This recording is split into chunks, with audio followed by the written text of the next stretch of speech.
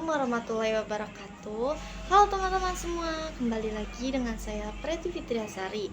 Pada kesempatan kali ini kita sudah memasuki bab yang kelima, yaitu mikrotik akses. Langsung saja kita ke materi yang pertama, yaitu metode akses router OS.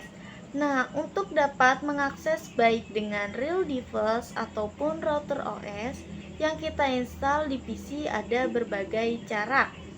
Beberapa aplikasi ini yang menjabatani akses mikrotik router dan diantaranya adalah ada keyboard serial console. Kemudian pada keyboard ini bisa dilakukan jika kita memasang tutor OS pada komputer atau PC yang melalui klik. Kemudian ada serial console. Nah, Winbox ini adalah aplikasi yang paling familiar atau paling sering digunakan untuk melakukan akses router OS. Selanjutnya ada FTP, API, kemudian Queen Set dan Webbing atau HTTP.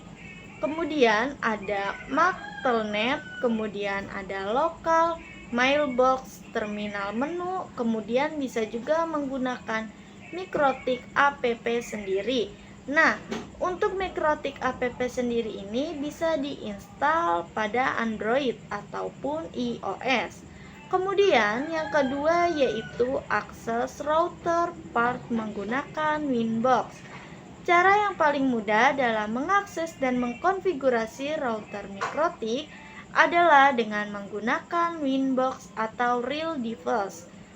Untuk aplikasi Winbox sendiri dia available tersedia di Windows. Sedangkan terkait Mac OS atau Linux itu bisa menggunakan pihak ketiga. Nah, untuk menghubungkan antara router dan laptop itu bisa dihubungkan dengan kabelan atau biasa kita sebut dengan kabel UTP. Nah, teman-teman perhatikan pada tampilan agar dapat mengaksesnya kita bisa menggunakan MAC address ataupun IP address. Dan di bagian user kalian isi sebagai admin.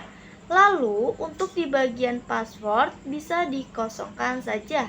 Nah, langsung saja kita tekan caranya. Oke, di sini saya sudah terhubung ke mikrotiknya. Nah, seperti yang saya bilang, untuk masuk ke Winbox itu bisa kita perlu menggunakan MAC address atau IP address.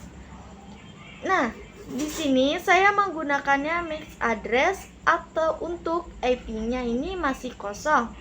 Dan kemudian teman-teman bisa klik saja yang ini. Kemudian klik connect. Oke, dan ini adalah tampilan awal dari mikrotiknya. Dan sekarang kita sudah bisa mengakses router board menggunakan Winbox. Selanjutnya yang ketiga yaitu menuliskan IP address pada Winbox. Oke, di sini kita akan membahas mengenai menu #6 IP address pada Winbox. Dengan langkah pertama yaitu kita akan memberikan identitas nama router board dan yang kedua kita akan memberikan IP address pada router board. Di sini kita masuk ke Winbox. Jika sudah masuk ke aplikasinya, teman-teman bisa ke sistem kemudian pilih yang izin cuti ini. Nah, di sini saya akan memberikan nama sesuai dengan nama saya saja. Teman-teman bisa memberikan nama sesuai dengan keinginan teman-teman. Di sini saya akan beri nama, kemudian klik apply, kemudian oke. Nah, di sini nama sudah berganti. Kemudian kita akan mengubah IP-nya. Di sini kita pilih yang menu IP, kemudian pilih addressnya. Nah, di sini masih kosong. Cara mengisinya teman-teman bisa klik pertanda plus ini. Kemudian kita masukkan IP yang kita inginkan. Nah, di sini saya akan memasukkan IP-nya 24. Kemudian untuk networknya ini biarkan kosong. Untuk internet kita menggunakan internet 2. Kemudian jika sudah kita klik apply, Nah, ini sudah ada. Selanjutnya, yang keempat yaitu pengenalan tampilan klasik pada Linux. Jadi, pada bagian Connect to ini merupakan langkah yang kita gunakan untuk mengakses router kita. Misalkan, kita melakukannya dengan MAC address atau IP address. Kemudian, pada bagian login ini terdapat opsi user yang digunakan dalam akses demokratik. Jika kalian belum pernah update, maka usernya menggunakan admin. Dan untuk passwordnya ini jika sudah diganti Ada harus memasukkan passwordnya, tapi jika belum ini masih kosong. Selanjutnya pada menu jadi ini adalah hostname name pada Mikrotik. Lalu ada version ini ada versi image pada Mikrotik. Kemudian pada bagian ini adalah Cloud Host Download. Pada time ini merupakan beberapa lama Mikrotik cek kita diaksesnya.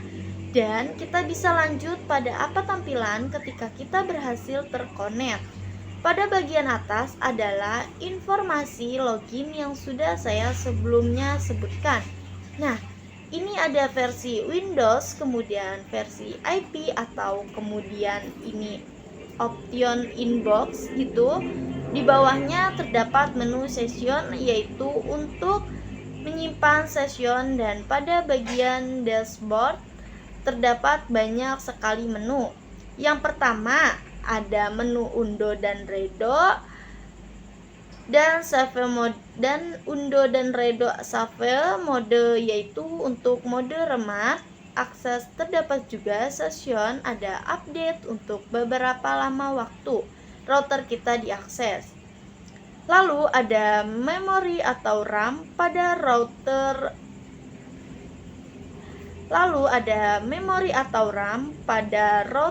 Dan ada CPU pada router. Dan ada tanggal serta waktu yang kita akan di bagian sebelah kiri. Ini adalah menu-menu yang terdapat pada aplikasi inbox yang akan kita bahas.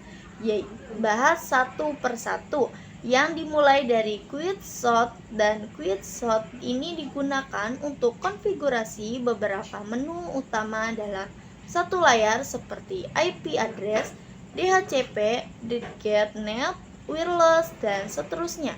Kemudian ada Kapusman, ini digunakan untuk controller jika ada banyak akses point. Misalnya di hotel ada 100 akses point, bagaimana dikontrol dalam satu Mikrotik. Kemudian ada interface, ini digunakan untuk konfigurasi interface berupa internet, IP, tune, flying, dan sebagainya. Kemudian ada wireless, ini digunakan untuk konfigurasi wireless and extreme to Lesla, kemudian access list, registrasi, Canalix, dan sebagainya. Kemudian ada breaker, ini untuk menggabung port di Mikrotik menjadi satu jaringan atau satu network. Bisa menggunakan breaker wireless, bridging, dan sebagainya. Kemudian ada mesh, ini digunakan untuk konfigurasi HWMP plus pada wireless mesh. Kemudian untuk IP ini adalah menu yang paling sering dikonfigurasi, mulai dari IP address, virtual VPN, dan sebagainya. Kemudian selanjutnya ini routing. Routing ini jika ingin konfigurasi dynamics routing, protokol seperti RIP, ASDV, BigP routing filter, bidirectional forwarding, division, dan lainnya. Kemudian sistem fitur paling banyak digunakan yaitu reset konfigurasi paket, reboot sertifikat, close locking, threads atau brooding, dan lainnya. Kemudian ada GOIS. Kemudian ada GIOS. GIOS ini digunakan untuk konfigurasi manajemen simple GIOS. Geostri HTB, manajemen prioritas, dan lain sebagainya. Kemudian, untuk file ini isi hard disknya mikrotik biasanya untuk file byte scope konfigurasi. Kemudian log-log ini untuk melihat aktivitas router dalam bentuk log debug bisa diatur di menu sistem. Kemudian radius-radius ini digunakan akan untuk radius clean atau pakai Winman setting di sini. Kemudian tools ini merupakan bandwidth, tells, internet, SSH, tracker rate, webbing, dan lain-lain.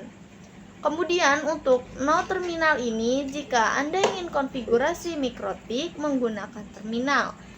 Yang kelima yaitu akses router virtual Pinet Lab dengan Winbox. Nah, di sini kita akan mengakses virtual router mikrotik pada Pinet Lab dengan aplikasi Winbox. Sebelumnya, Pinet Lab adalah aplikasi alat outlet emulator jaringan paket. Di sini kita perlu persiapkan lebih dahulu environment Pinet Lab yang sudah tersedia di perangkat virtual mikrotik.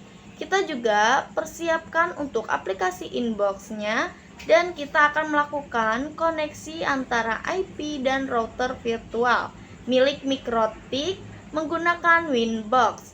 Nah, di sini teman-teman pastikan sudah menginstal Pinet Lab-nya. Kemudian di sini saya akan memberikan topologi yang akan kita gunakan dalam mempelajari mikrotik kali ini.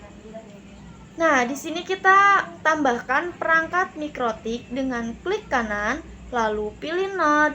Di sini kita pilih mikrotik router OS. Kemudian untuk ikonnya ini router PNG. Oke, semua option ini kita hapus saja. Kemudian jika sudah bisa putar dan 8 supaya kita bisa mengakses produk ini dengan aplikasi Netflix. Kita harus menambahkan network. Di sini bisa klik kanan. Kemudian kita pilih network. Untuk namanya ini saya akan memberikan nama ini.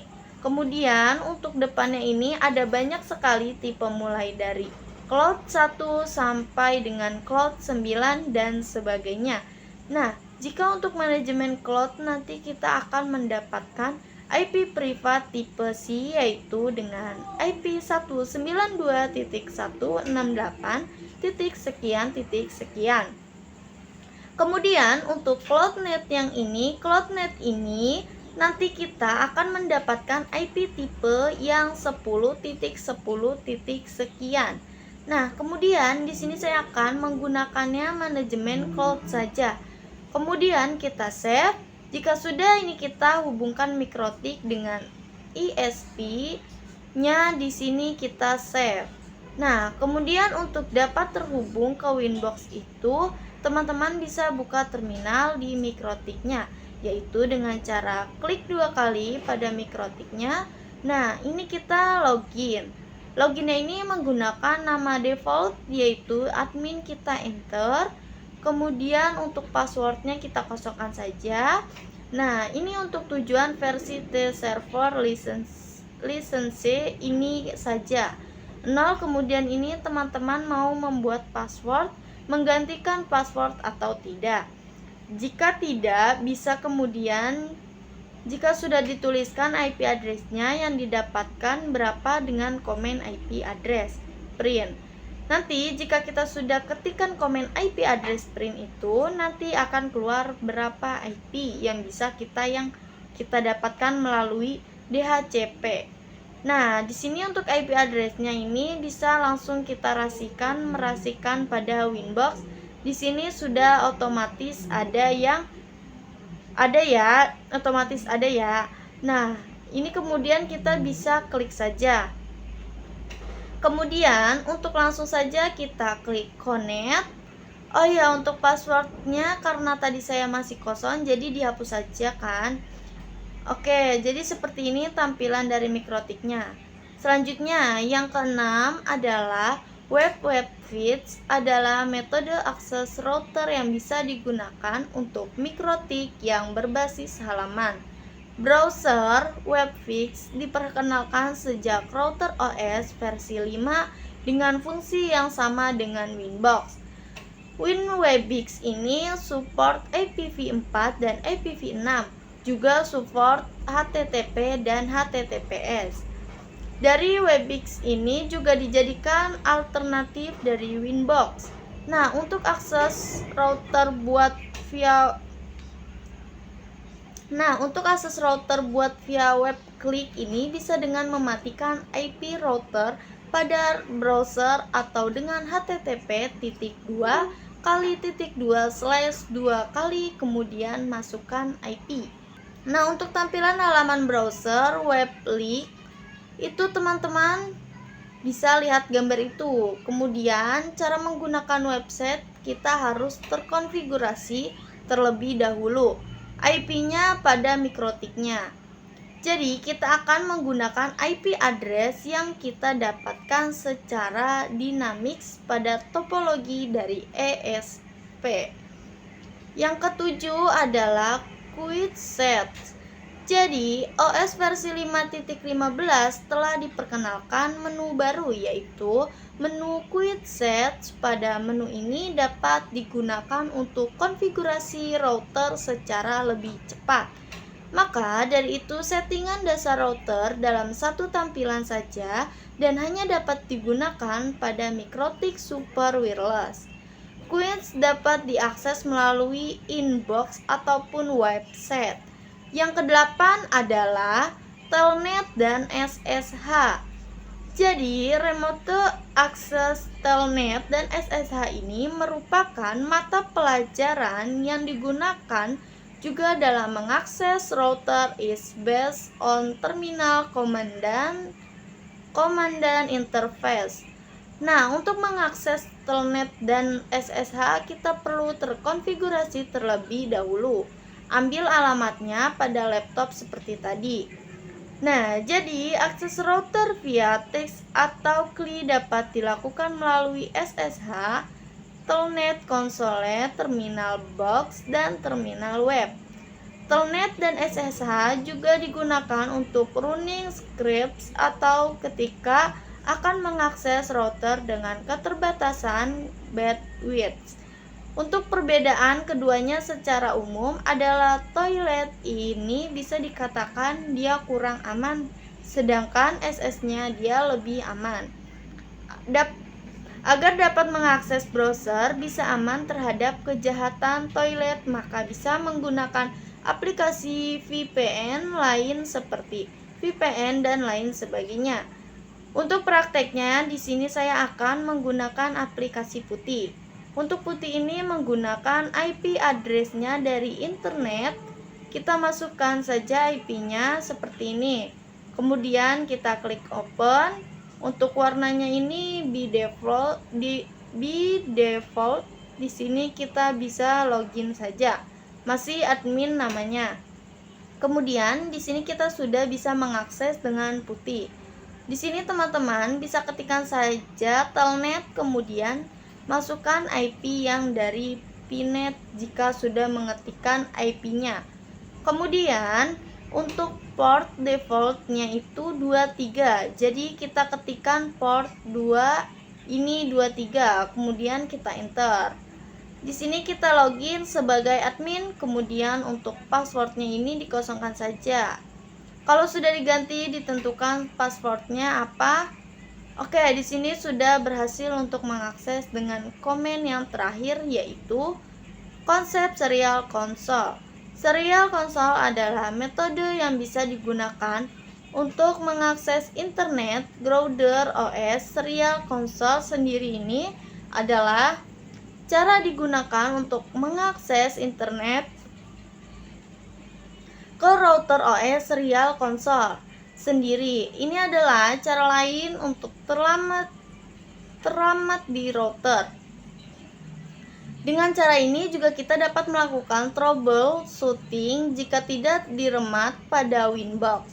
Perlu diketahui dengan cara ini hanya bisa meremote dengan klik dan tidak semua dua router itu bisa menggunakan cara ini.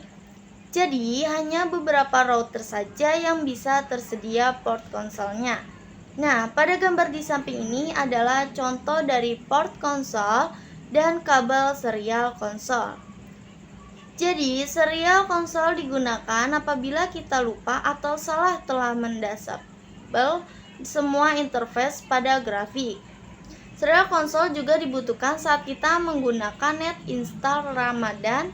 Via serial konsol juga membutuhkan kabel DB9 atau konverter USB ke DB9 serta menggunakan program Hyper Terminal 115200 pada data BIOS 8 Parity Non-Stop BIOS 1 dan Flow Control Non. Kemudian, cara menggunakan serial konsol sendiri kita dapat menggunakan terminal seperti putih. Kemudian tipe serial dan sesuaikan serial lainnya. Kemudian, .com berapa yang dapat dilihat pada Device Manager. Jadi kita harus lihat terlebih dahulu. Serial lainnya berapa di menu Device Manager, lalu untuk speednya ini bandwidth-nya 1152100 khusus perangkat demokratik dan koneksi di depannya bisa menggunakan serial. Oke teman-teman, saya kira sudah cukup. Jadi seperti itu pembahasan bab 5 kali ini. Kurang lebihnya saya mohon maaf, semoga bermanfaat. Terima kasih. Wassalamualaikum warahmatullahi wabarakatuh.